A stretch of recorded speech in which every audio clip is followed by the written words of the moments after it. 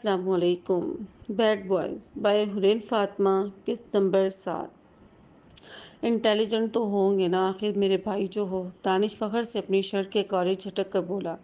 دانش کی بات سن کر ریحان بس سر جھٹک کر ہی رہ گیا۔ اب کیا رات یہی گزارنے کا ارادہ ہے؟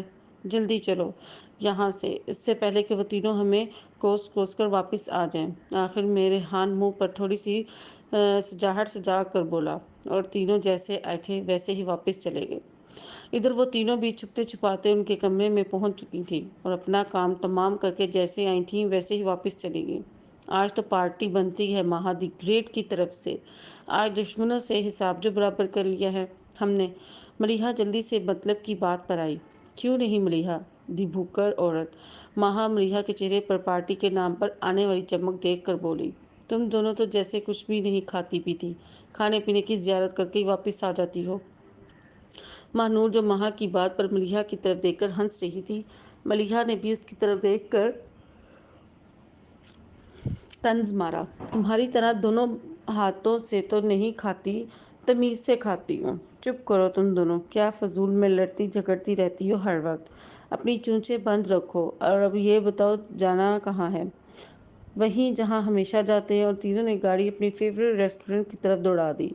برو آج تو جب وہ لڑاکا عورتیں چیخیں ماریں گی، ڈریں گی، روئیں گی تو مزہ ہی آ جائے گا۔ مجھے تو سوچ سوچ کر ہنسی آ رہی ہے۔ ساحر خیالوں میں ملیحہ کی درگت بنتے دیکھ کر مسکرا کر بولا۔ مزہ تو بہت آنے والا ہے، اس میں کوئی شک نہیں۔ ریحان بھی مہا کا ڈرا ہوا چہرہ امیجن کر کے بولا۔ اسی بات پر کیوں نہ ایک اچھا سا ڈنر ہو جائے؟ دانش ان دونوں کی طرف دیکھ کر بولا، اور ریحان نے بھی سر کو ہلکی سی جمنش کر کے دانش کی بات کی حمایت کی۔ تو پھر جانا کہاں ہے؟ کیوں نہ اس دفعہ کسی اور جگہ ٹرائی کیا جائے؟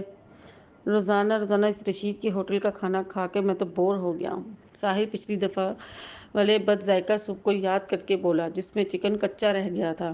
چلو پھر دیکھتے ہیں آس پاس کوئی اچھی سی جگہ۔ اور وہ تینوں بھی گاڑی میں بیٹھ کر آج مزیدار ڈنر کرنے کے لیے نکل پڑے۔ وہ تینوں بیٹھی بڑے مزے سے کھانے سے انصاف کر رہی تھیں۔ ان کی نظریں نیچے کی طرف جھکی ہوئی تھیں، اس لیے وہ ان تینوں کو آتے ہوئے نہیں دیکھ پائیں، اور ان تینوں کو بھی شاید کچھ زیادہ ہی بھوک لگی ہوئی تھی، اس لیے وہ بھی وہاں ان کی موجودگی نہیں نوٹ کر پائیں، اور ویٹر کو اشارہ کر کے بیٹھ کر اپنے موبائلوں میں مصروف ہو گئے۔ ویٹر ان کے پاس آیا تو انہیں کھانے کا آرڈر دے کر بیٹھ کر کھانے کا ویٹ کرنے لگے۔ ان کا کھانا آیا تو وہ بھی بھرپور کھانے سے انصاف کرنے لگے۔ بس بھی کرو، کتنا کھاؤ گی تم دونوں؟ مہا کافی دیر سے کھانا ختم کر کے موبائل پر گیم کھیل رہی تھی، لیکن وہ دونوں تھیں کہ بس کرنے کا نام ہی نہیں لے رہی تھیں۔ تم ہمیں نظر لگاتی رہو، اس لیے آدھی رات کو ہمارے پیٹ میں درد ہوتا ہے۔ ریئلی؟ میرے نظر لگانے کی وجہ سے ہوتا ہے؟ مہا نے آئی برو جھکا کر ان کی طرف دیکھا۔ جی، جس کا مہنور نے کھاتے کھاتے ہی جواب دیا۔ یہ جو تم دونوں 80 کلو کھا جاتی ہو بنا سوچے سمجھے، اس کی وجہ سے ہوتا ہے درد، اور الزام مجھ پر لگاتی ہو؟ غصے سے کہتے ساتھ ہی مہا نے بریانی کی پلیٹ مہنور کے سامنے سے کھینچ لی۔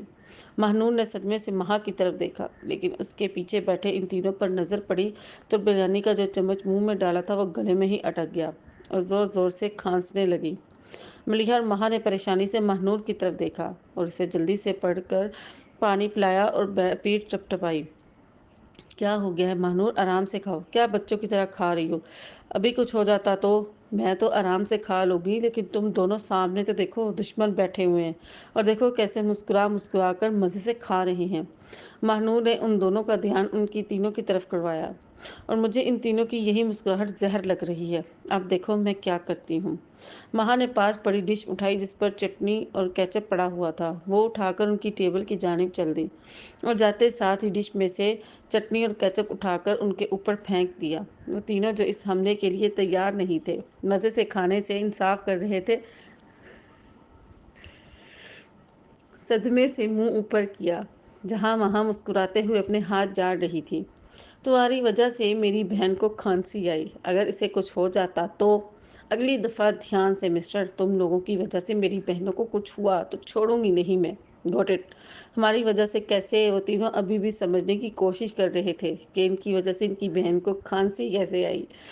مہا اپنی بات مکمل کر کے وہاں رکی نہیں تھی، جلدی سے ان دونوں کی طرف چل دی تھی تاکہ جلدی جلدی سے گھر پہنچ سکے، کیونکہ اس کے موبائل پر بار بار اس کے ڈیڈ کی کالز اور میسیجز آ رہے تھے۔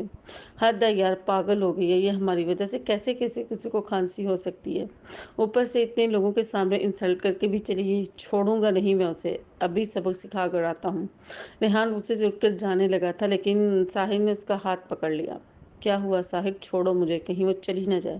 ریلیکس برو، جانے دے، گھر جائیں گی تو ہی مزہ آئے گا، ساحل ایک آنکھ ونک کرتے ہوئے بولا۔ ساحل کی بات پر ریحان بھی مسکرا کر وہیں بیٹھ گیا۔ سارا ڈریس اور موڈ خراب کر گئی ہے مہا دی گریٹ ٹریل، چلو ہم بھی گھر چلتے ہیں۔ ریحان کے کہنے پر وہ تینوں بھی اٹھ کر باہر کو چل دیے۔ ابھی ان لوگوں نے ٹرپ کے لیے شاپنگ بھی کرنی تھی، لیکن اب ان لوگوں کا سارا موڈ خراب ہو چکا تھا، اس لیے گاڑی میں بیٹھ کر سیدھے گھر کی جانب چل دیے۔ جلدی چلو گھر، ہمیں دیر ہو رہی ہے، مہا نے کہا اور گاڑی تیز تیز ڈرائیو کرنے لگی۔ تم ہمیں ان لوگوں سے ڈر کر جلدی سے گھر لے جا رہی ہو نا؟ مہنور نے ترچھی نگاہوں سے مہا کی طرف دیکھ کر سوال کیا۔ ڈر؟ وہ بھی میں رہی، اور وہ بھی ان چوزوں سے جن کا کوئی پتہ نہیں کب کوئی بلی اور کوا اٹھا کر لے جائے۔ مہا ہنستے ہوئے بولی تو وہ دونوں بھی اس کے ساتھ ساتھ ہنس دی۔ ایک منٹ، تو پھر تم کیوں ہمیں اتنی جلدی لے کر جا رہی ہو؟ تھوڑا ہم بھی ان لوگوں سے لڑ لیتے، کھانا ہضم ہو جاتا اور بدلہ بھی پورا ہو جاتا۔ ملیحہ ہنستے ہوئے بولی، ارے میری جان، بدلہ تو ہم لے چکے ہیں، یاد ہو تو۔ مہنور بھی ہنستے ہوئے بولی، چپ کرو اور جلدی گھر چلو، اگر جلدی گھر نہ پہنچے تو ڈیڈ ہمیں اپنی باتوں سے ہی اڑا دیں گے۔ مجھے ڈیڈ کی کالز آ رہی تھیں، اس لیے تو تم لوگوں کو جلدی جلدی لے کر آئی ہوں۔ کیا ڈیڈ کی کالز؟ بھائی میں تو ڈیڈ کو کہہ دوں گی، میں تو جلدی گھر آ رہی تھی، لیکن تم دونوں نے جانے نہیں دیا اور اپنے ساتھ لے گئی۔ مجھے ڈیڈ کی گڈ بکس سے نہیں نکلنا۔ مہنور جلدی سے سائڈ بدل کر بولی۔ ہاں، کتنی بڑی بے وفا اور دھوکے باز ہے یہ، ملیحہ صدمے سے منہ کھول کر بولی۔ تم تو اپنی چونچ بند رکھنا میری ناگن بہن، سب سے زیادہ ٹھونس بھی تم ہی رہی تھی۔ اگر تم ڈیڈ کے سامنے جا کر اچھی بنی اور ہمارے ساتھ بے وفائی کی تو ہم کمرے میں جا کر چھری سے سب کھایا پیا تمہارے پیٹ سے نکال لیں گے۔ مہنور کی بات سن کر مہا اسے دھمکاتے ہوئے بولی، تم دونوں بہنیں نہیں جلاد ہو۔ مہنور رونی صورت بنا کر بولی، انسلٹ ہوگی تو تینوں کی ہوگی، کیونکہ میری جان ہم ساتھ ساتھ ہیں۔ ملیحہ مہنور کے گال پر چٹکی کاٹ کر بولی، آہ بدتمیز لڑکی، ایسی حرکتیں میرے ساتھ نہ کیا کرو، جا کر اپنے شوہر کے ساتھ کرنا۔ مہنور ملیحہ کی کمر میں ایک دھموکہ رسید کرتے ہوئے بولی۔ مہنور میڈم ذرا تمیز سے، میرے سیاں جی کے بارے میں ایسے نہ بولو، انہیں تو میں چٹکی سے نہیں کاٹوں گی بلکہ اپنے حسن سے کاٹوں گی۔ ملیحہ کی بات پر مہنور منہ بسور کر رہ گئی۔ ہائے، کہیں سے سڑنے کی بدبو آ رہی ہے۔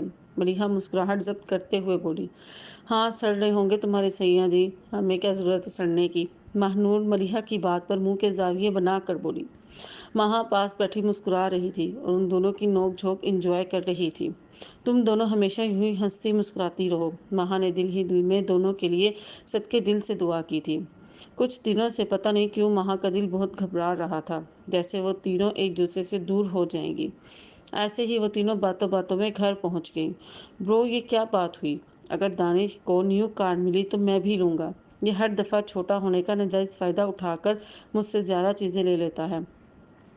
جب سے ساحل کو پتہ چلا تھا دانش ریحان سے نئی کار لے رہا ہے، اس سے بھی برداشت نہیں ہو رہا تھا، اوپر سے دانش بار بار اسے چڑھا بھی رہا تھا۔ تم تو ہر وقت مجھ سے عورتوں کی طرح جلتے رہتے ہو۔ دانش پھر طنز کرنے سے باز نہ آیا۔ میں کوئی نہیں سڑ رہا، مجھے نہیں پتا بھائی، مجھے بھی نیو کار چاہیے۔ آپ دانش کو دلوا دیتے ہیں اور وہ بعد میں مجھے جلاتا رہتا ہے، اوپر سے خود سب کو بتاتا پھرتا ہے برو نے اسے نئی کار دلوائی، مجھے نہیں۔ بس اس دفعہ مجھے بھی نیو کار چاہیے، ساحل بچوں کی طرح ضد کرتے ہوئے بولا۔ برو، اگر آپ نے ساحل کو کار دلوائی تو مجھے کار کے ساتھ ساتھ ایک عدد بیوی بھی چاہیے۔ کیوں چاہیے؟ بڑا تو ہوں۔ یا میں پہلے مجھے ملے گی پھر تجھے؟ واہ بھئی واہ، یہ کہاں لکھا ہوا ہے کہ پہلے بڑوں کی شادی ہوگی پھر ہی چھوٹوں کی ہوگی؟ میں دنیا والوں کی روایت ہی بدل دوں گا۔ اب سے شادی کی شروعات گھر کے سب سے چھوٹے فرد سے ہوا کرے گی، اور ہمارے گھر میں سب سے چھوٹا میں ہوں، اس لیے میری شادی سے پہلے ہوگی۔ دانش تھوڑے جوش سے بولا، نہیں میری ہوگی، ورنہ میرے بچے مجھ سے غصہ ہوں گے، میں انہیں ان کے چاچو کی شادی نہیں دکھائی۔ ساحل دور کی سوچتے ہوئے بولا، تمہارے بچے کہیں گے تو کیا، میرے نہیں کہیں گے؟ نہیں، اس سے پہلے کہ دانش پھر سے کچھ بولتا، گاڑی میں ریحان کی آواز گونجی۔ میں تم دونوں کو ساری عمر کنوارا رکھوں گا۔ اب چپ دونوں، مجھے آواز نہ آئے تم دونوں کی۔ ساحر کی بات پر دونوں کا صدمے سے منہ کھل گیا۔ اور ہاں، تم دونوں کو نئی کار مل جائے گی۔ نئی کار کا کیا فائدہ جب اس میں کوئی بیٹھنے والی نہیں ہوگی؟ دانش کی زبان میں پھر سے کھجلی ہوئی تو بول پڑا۔ اس کی بات پر ریحان صرف سر جھٹک کر ہی رہ گیا۔ اس کا کچھ نہیں ہو سکتا۔